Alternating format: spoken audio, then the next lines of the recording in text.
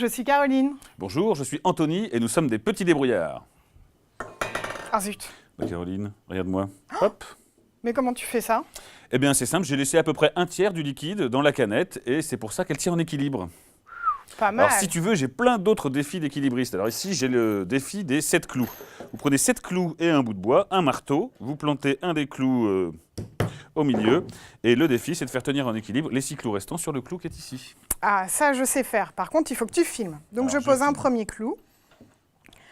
J'en croise deux à l'une des extrémités. Est-ce que c'est le clou du spectacle? Ah ah. Je pose les autres comme ça.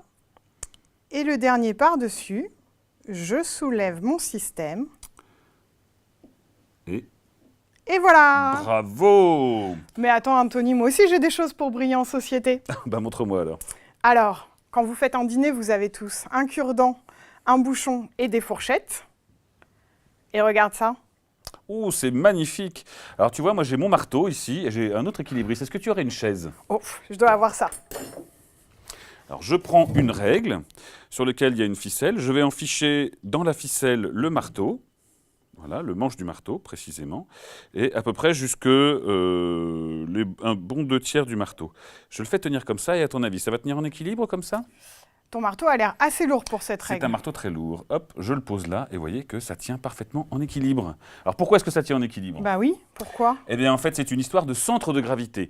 Ici vous avez le plus lourd du marteau, la tête du marteau, celle qui sert à enfoncer les clous.